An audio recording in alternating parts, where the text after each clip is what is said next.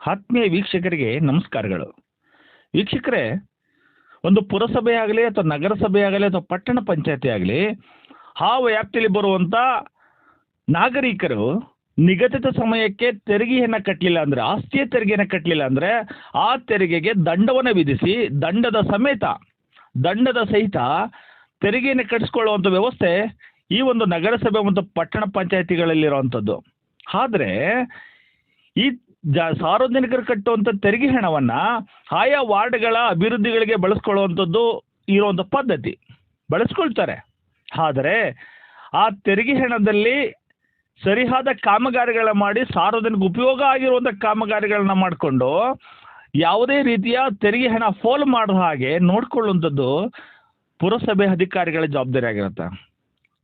ಇಲ್ಲಿ ಸಾರ್ವಜನಿಕ ತಡವಾಗಿ ತೆರಿಗೆನ ಕಟ್ಟಿದ ದಂಡ ವಿಧಿಸುವಂಥವ್ರು, ಆದರೆ ಅದೇ ಅಧಿಕಾರಿಗಳು ತೆರಿಗೆ ಹಣವನ್ನು ಸಾರ್ವಜನಿಕರ ಉಪಯೋಗವಲ್ಲದ ಕಾಮಗಾರಿಗಳನ್ನು ನಿರ್ಮಾಣ ಮಾಡಿ ಅಥವಾ ಕಾಮಗಾರಿಗಳಿಗೆ ತೆರಿಗೆ ಹಣವನ್ನು ಬಳಸಿಕೊಂಡು ಆ ಮೂಲಕ ತೆರಿಗೆ ಹಣವನ್ನು ಫೋಲ್ ಮಾಡುವಂಥ ಅಧಿಕಾರಿಗಳಿಗೆ ದಂಡ ವಿಧಿಸಬೇಕಲ್ವಾ?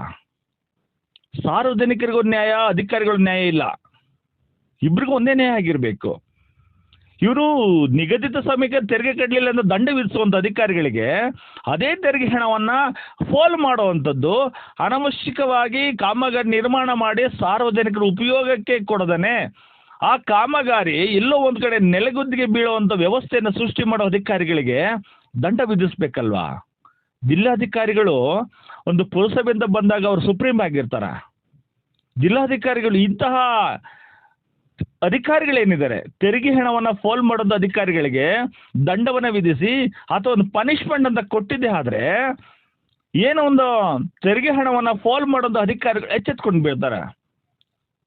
ಕಾಮಗಾರಿ ಮಾಡಿದ ತಕ್ಷಣದಲ್ಲಿ ಆ ಒಂದು ಸಾರ್ವಜನಿಕ ಉಪಯೋಗವಾಗಲಿಲ್ಲ ಅಂದರೆ ತೆರಿಗೆ ಹಣಕ್ಕೆ ಒಂದು ವ್ಯಾಲ್ಯೂನೇ ಬರೋದಿಲ್ವಲ್ಲ. ಇದಕ್ಕೆ ಉದಾಹರಣೆ ಏನೋ ಹಾಗೆ ಚನ್ನರಾಯಪಟ್ಟಣ ಪುರಸಭೆ ವ್ಯಾಪ್ತಿಯಲ್ಲಿ ಬರುವಂಥ ಏನೊಂದು ರೇಣುಕಾಂಬ ರಸ್ತೆ, ಅದು ಜನರಿಗೆ ಚಿರಪರಿಚಿತವಾದಂಥ ಏರಿಯಾ. ಆ ರೇಣುಕಾಂಬ ರಸ್ತೆನ ಮುಂಭಾಗದಲ್ಲೇ ಏನು ಮುಖ್ಯ ರಸ್ತೆ ಇದೆ, ಮುಖ್ಯ ರಸ್ತೆಯ ಪಕ್ಕದಲ್ಲಿ ಒಂದು ಶೌಚಾಲಯವನ್ನು ಕಟ್ಟಿದ್ದಾರೆ. ಶೌಚಾಲಯ ಕಟ್ಟಿರೋದು ಸುಮಾರು ಲಕ್ಷಾಂತರ ಹಣವನ್ನು ಖರ್ಚು ಮಾಡಿದ್ದಾರೆ. ಆ ಲಕ್ಷಾಂತರ ಹಣ ಖರ್ಚು ಮಾಡಿರೋದು ಯಾವುದು? ಸಾರ್ವಜನಿಕ ಕಟ್ಟಿದ ತೆರಿಗೆ ಹಣ. ಆ ತೆರಿಗೆ ಹಣವನ್ನು ಖರ್ಚು ಮಾಡಿ ಲಕ್ಷಾಂತರ ರೂಪಾಯಿ ಖರ್ಚು ಮಾಡಿ ಶೌಚಾಲಯ ನಿರ್ಮಾಣ ಮಾಡಿದ್ದಾರೆ. ಸುಮಾರು ವರ್ಷಗಳೇ ಕಳೆದುಬಿಟ್ಟಿದ್ದಾವೆ, ಸುಮಾರು ವರ್ಷಗಳು ಕಳೆದಿದೆ, ಆದರೆ ಸಾರ್ವಜನಿಕರಿಗೆ ಉಪಯೋಗಕ್ಕೆ ಮಾಡಿಕೊಟ್ಟಿಲ್ಲ. ಅದನ್ನು ಅಲ್ಲಿ ಅಳವಡಿಸಿರುವಂಥ ಉಪಕರಣಗಳೇನಿದೆ ಅವೆಲ್ಲವೂ ರಸ್ಟ್ ಹಿಡಿದು ತುಕ್ಕಿಡ್ದು ಹೋಗ್ಬಿಟ್ಟಿದೆ. ಈ ಮೂಲಕ ತೆರಿಗೆ ಹಣವನ್ನು ರಸ್ಟ್ ಹಿಡಿಸಿ ಅಥವಾ ಫೋಲ್ ಮಾಡುವಂಥ ವ್ಯವಸ್ಥೆ ಇದೆಯಲ್ಲ, ಇದೆಲ್ಲೋ ಒಂದು ಕಡೆ ಸಾರ್ವಜನಿಕರು ಆ ತೆರಿಗೆ ಹಣ ಕಟ್ಟಿರ್ತಾರಲ್ಲ ಅವ್ರಿಗೆ ಅವಮಾನ ಮಾಡ್ದಂಗೆ ಆಗ್ಬಿಡುತ್ತೆ. ಇಂಥ ಅಧಿಕಾರಿಗಳಿಗೆ ಸಂಬಂಧಪಟ್ಟಂಥ ಅಧಿಕಾರಿಗಳು, ಇಂಥ ಕಾಮಗಾರಿ ಯಾರು ನಿರ್ಮಾಣ ಮಾಡಿದ್ದಾರೆ ಅಧಿಕಾರಿಗಳು ಅಥವಾ ಪುರಸಭೆ ಅಥವಾ ನಗರಸಭೆ ಪಟ್ಟಣ ಪಂಚಾಯತಿ ಆಗಲಿ, ಆ ವ್ಯಾಪ್ತಿಯಲ್ಲಿ ಇಂತಹ ಉಪಯೋಗವಲ್ಲದ ಕಾಮಗಾರಿಗಳನ್ನು ಮಾಡಿರ್ತಾರಲ್ಲ ಅಥವಾ ಕಾಮಗಾರಿಯನ್ನು ಮಾಡಿದ ನಂತರದಲ್ಲಿ ಸಾರ್ವಜನಿಕರು ಉಪಯೋಗ ಆಗದೇ ಇರುವಂಥ ಕಾಮಗಾರಿಗಳಿಗೆ ತೆರಿಗೆ ಹಣವನ್ನು ಬಳಸಿಕೊಂಡು ಫೋಲ್ ಮಾಡೋದು ಅಧಿಕಾರಿಗಳಿಗೆ ಒಂದು ದಂಡವನ್ನು ವಿಧಿಸಿ ಅಥವಾ ಒಂದು ಪನಿಷ್ಮೆಂಟ್ ಅಂತ ಇದ್ದದ್ದೇ ಆದರೆ ಭಾಳ ಎಚ್ಚರಿಕೆಯಿಂದ ಮುಂದುವರಿತಾ ಹೋಗುತ್ತೆ. ಭಾಳ ವರ್ಷಗಳೇ ಕಳೆದೋಗಿದೆ. ಕೆಲವರು ಅನ್ಕೋಬೋದು, ಏನ್ರಿ ಶೌಚಾಲಯ ಅಂದ ತಕ್ಷಣವೇ ಶೌಚಾಲಯದಲ್ಲಿ ಏನ್ರಿ ವರದಿ ಇದೆ, ಇನ್ನು ಬೇರೆ ವರದಿಗಳು ತುಂಬಾ ಇದೆ, ಮಾಡ್ಬೋದಾಗಿತ್ತಲ್ವ ಅಂತ. ಆದರೆ ಆ ಶೌಚಾಲಯಕ್ಕೆ ಬಳಕೆ ಮಾಡಿರೋಂಥ ಹಣ ಏನಿದೆ, ಹಣ ತೆರಿಗೆ ಹಣ, ಸಾರ್ವಜನಿಕರು ಕಟ್ಟಿದ ತೆರಿಗೆ ಹಣ ಆಗಿರುತ್ತೆ.